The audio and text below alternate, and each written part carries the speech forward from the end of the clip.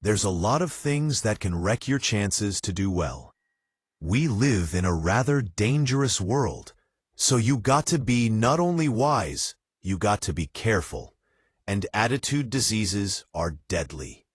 I mean, they'll destroy all the good things you start. So, we'll go through those attitude diseases, how to spot them, how to look for them, what they are, and the cure. And I'm a pro on these, 'cause I've had them all. So, I can give you excellent advice on these. Here's the list. Attitude diseases. Number 1 is indifference. The shrug of the shoulder. The guy's not even concerned. He's just drifting. There's one problem with drift. You cannot drift to the top of the mountain. The guy says, well, I can't see getting all that worked up. Well, to be any kind of winner, you got to get worked up. Here's the key to the good life. Learn to put everything you've got into everything you do. Whatever you are doing, pour it on. It will quickly open up into opportunity or quickly disclose to you that you ought to be doing something else. The delusion is if I had a better job, I'd really pour it on. See, that's delusion. Wherever you are, pour it on. See, that'll help change your life. Get rid of this disease. Here's the next attitude disease. Indecision. Mental paralysis. The guy can't make up his mind, and it becomes a disease. Pretty soon, he knows he's got it. The guy says, well, I know I'm on the fence.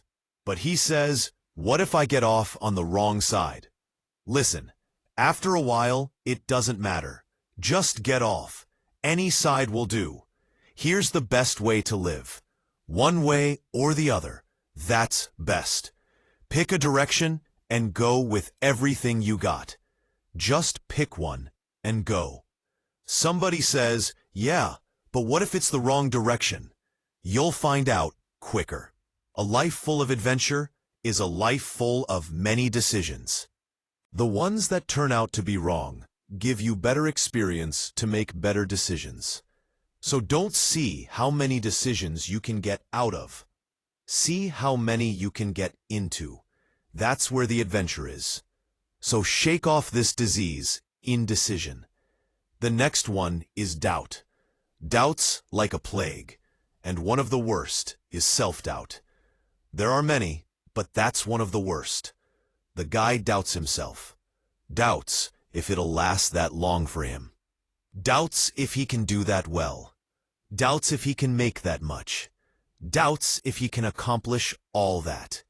A chronic, excellent self-doubter.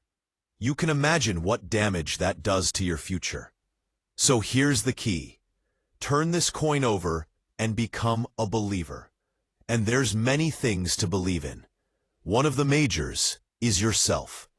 The understanding of self-worth is the beginning of progress. Now, if those 3 don't get you, this one will. Worry. That's a devastating disease. Worry. Worry causes health problems, social problems, personal problems, family problems. It's devastating. Worry long enough, it'll drop you to your knees, could reduce it to begging. I know how bad this one is. I used to have it bad. I used to be known as a super worrier. Not a super warrior. No, super worrier. My family wished I'd have been a warrior. I got those years to make up for. But I tell you what, my advice to you is do what I finally did on worry. Give it up. Who needs it? I'm not saying it's easy. I'm saying it's worth it. It took me almost 1 year to kick the worry habit, and it was not an easy year. It was one of the toughest years I ever spent. But I finally got that monkey off my back, and I discovered you could live the most incredible life, free of worry. Not free of challenge, not free of difficulty, free of worry. I learned how to do it. And you can here's the next attitude disease, overcaution. Some people never will have much. They're too cautious. Now you can also be too reckless. but you can also be too cautious. This is called the timid approach to life. And my caution was always the risk. Risk used to drive me right up the wall. I used to say, what if this happens? It's called the language of the poor. What if this happens? And on top of that, if this was to happen, look at the possibility. I better not try. I could always ace myself out. Then I'll tell you what changed my whole life when I finally discovered it's all risky. The minute you were born, it got risky. If you think trying is risky, wait till they hand you the bill for not trying. If you think investing is risky, wait till you get the tab for not investing. See, it's all risky. Getting married is risky. Having children is risky. Going into business is risky. Investing your money is risky. It's all risky. I'll tell you how risky life is. You're not going to get out alive. That's risky. The Englishman says, well, if that's the way it's going to work out, let's give it a go. Right. That's what it's for. Give it a go. Somebody says, yeah, but I'm looking for safety and security.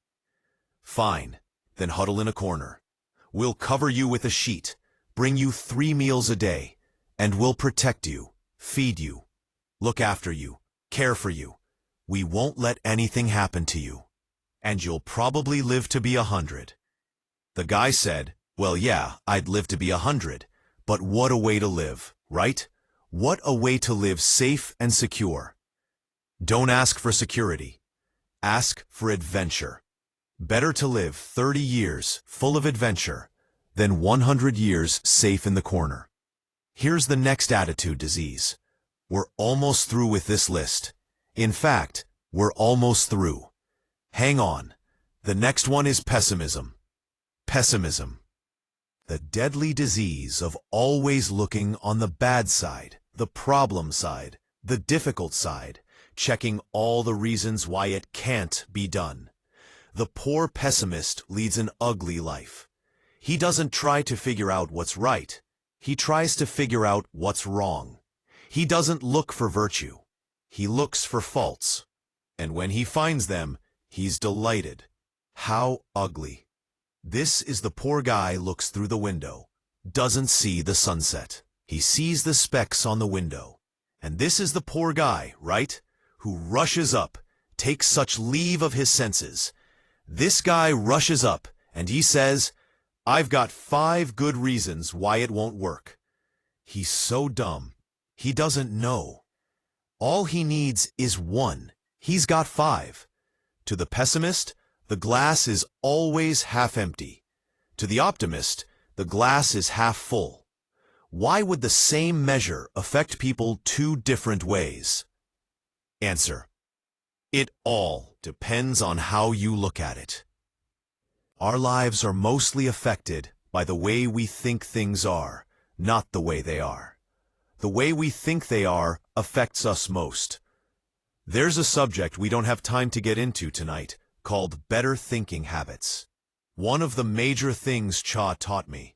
When I met him, he said poor thinking habits keeps most people poor. Not poor working habits. Most people work hard, but they don't think hard. And Shay taught me that the mind is like a factory, a mental factory, and whatever you think about all day long pours ingredients into this mental factory. And that's what builds the economic, social, financial fabric of your life. As you think, so you become. How awesome. When he talked about poor thinking habits, he had me. I used to start the day reading the morning newspaper. I mean, you can believe that or not. I'd get a cup of coffee and read the paper. I'd load up on wars and riots and murders and stabbings and killings and bank robberies and muggings and car wrecks and tragedies. I'd even read the back pages. I seemed to like that stuff for some weird reason. I'd load up on all that, and then I'd start the day. You can imagine the kind of days I used to have. You walk around on your financial knees. They call you economic peewee. The guy says, I want to be a great leader. Wonderful. The first thing we do is follow him to his house. When we get there, we walk in and check his library. Number 1. Somebody says, well, why check his library? The reason is because what a man reads pours massive ingredients into his mental factory, and the fabric of his life is built from those ingredients. You would not believe what some people have got in their house to read. You would not believe. One of the best dressed up words I know for a lot of it is trash. Can you imagine dumping a barrel of trash into this mental factory every day and coming out with a rich, dynamic, positive life? It can't be done. You might as well try making a cake with cement. The kids back in Danbury, Connecticut high school, they're asking me questions one day. I'm talking to the kids. Kids got good questions these days. One of them said to me, Mr. Rohn, how do you build the good life? I said, it's simple. It's not easy, but it's simple. Here's how you build anything. Select the right ingredients. Keep out the wrong ingredients. And it starts with thought. Everything starts with thought.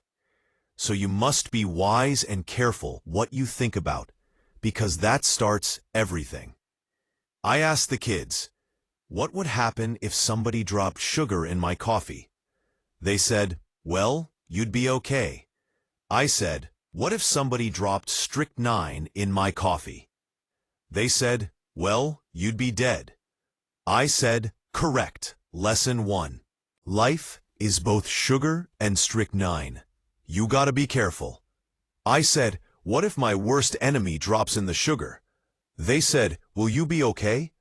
I said, what if my best friend, even by accident, drops in the strychnine? They said, well, you'd be dead. I said, correct. Lesson 2. Watch your coffee.